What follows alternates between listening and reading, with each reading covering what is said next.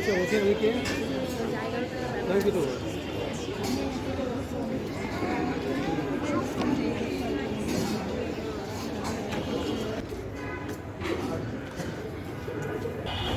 And painting department, Dhaka university, চারুকলা অনুষদ। আমরা যারা অনগ্রসর জাতি, একেবারে পিছিয়ে পড়া জাতির জন্য এই জনপথে কিন্তু তিনি আসতেন অনেকটা অন্ধকার গুহায় কিন্তু শিল্পের আলো জ্বালিয়ে দেওয়ার জন্য, যার ফলে কিন্তু আমরা এই আবিরিন স্যারকে সবসময় স্মরণ করবো। এটা আমাদের কাছে অসংখ্য মানুষের হাহাকার শুনেও নিঃশব্দে নীরবে ও চারুকলা, তুমি চারুকলা বইছ কেন? মানুষের হাহাকার দেখেও নিঃশব্দে নীরবে ও গঙ্গা, তুমি ও গঙ্গা বইছ কেন? তো ধরার সরু সজ্জাকে আলিঙ্গন করা লক্ষ কোটি ভারতবাসীকে জাগালে না কেন? বিস্তারে আপার কাহে চারিধার এ গঙ্গা কি পার, গঙ্গা বহতি হো কিউ। ধন্যবাদ। এরকম একটি আয়োজন মানে নিঃসন্দেহে খুবই একটা তাৎপর্য বহন করে এবং খুবই আনন্দদায়ক নিঃসন্দেহে। ম্যাডাম কি টিচার, সে তো কিছুই শিখায় না। আমি বলি আমি তো ওদের কাছে শিখি, আমি কি শিখাবো? ওরা যে যেখানে আছে সেখান থেকে এগিয়ে নিয়ে আসি। শহরে এত নীরব জায়গা পাওয়া কঠিন। বিশেষ করে প্রবীণ নবীন শিল্পীদের সমাবেশ, মঞ্চে এক ঝাঁক বিশিষ্ট শিল্পীবৃন্দ আছেন যারা স্বনামে খ্যাত। শাহমল মামুনকে আমি অত্যন্ত পছন্দ করি। আর আমি বহুদিন থেকে যে পাগলের মতো ছবি আঁকে আমি খেয়াল করি। অনেক ছবি আমি গ্যালারিতে গিয়ে আমি মনে করি ছবিটা আমার, তারপরে দিয়ে দেখি শাহমল মামুন। এই যে ছবি আঁকা আমরা যে করি এই দেশে বেশ কয়েকজন এখন কিন্তু ভালো ছবি আঁকে এবং চর্চাটা অনেক বেড়ে গেছে। আর আমি একটু বলি, আমরা কিন্তু তোমরা যারা এখন আমাদের স্যারদের দেখনি, আবিদিন স্যার থেকে শুরু করে কামরুল হাসান, তারপরে আনোয়ার স্যার একটু পাগলা টাইপের ছিলেন, স্যার খুব হাসি করেছিলেন। তো ভালো পেন্টার, ওদের তোমরা দেখনি, আমরা সেই সময়টা দেখেছি।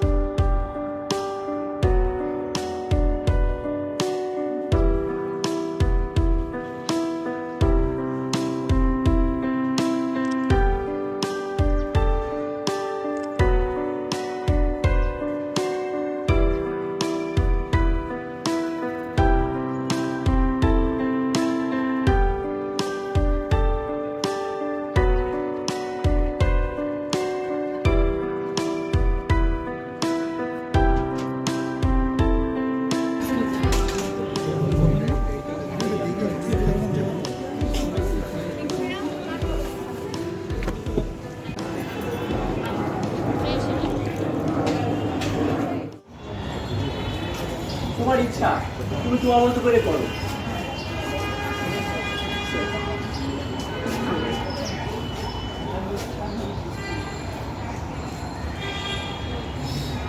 মাংসগুলো হবে না এরকম ওদের ভাই আমাদের পানি অনেক বেশি হয়ে গেছে। হ্যাঁ পানি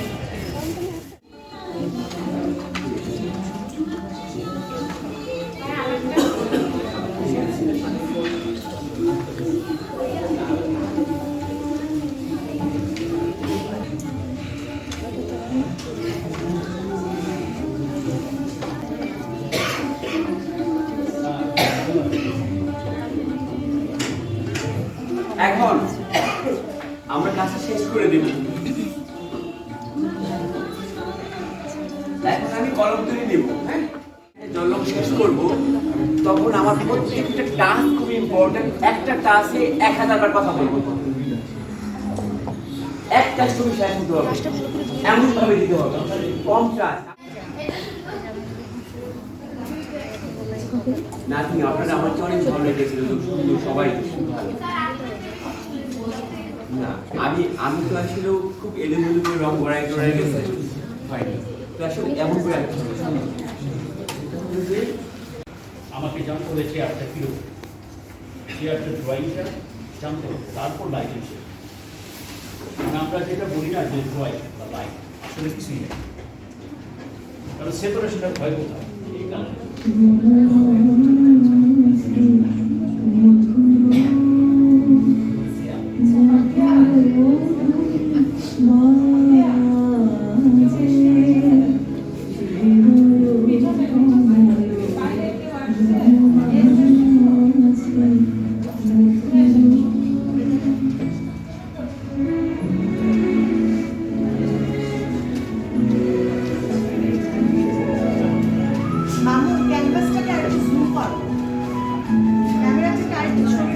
নামালাম, এটা আপনাদের একটু দেখাই।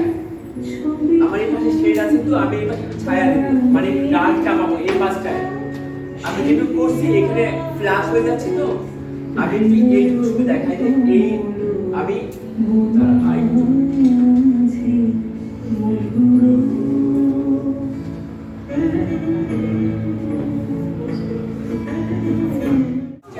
কি করলাম, কিছুই না, লাইটিং শেডে না অফ করে দিলাম, যে এটা সহজ করে দিলাম।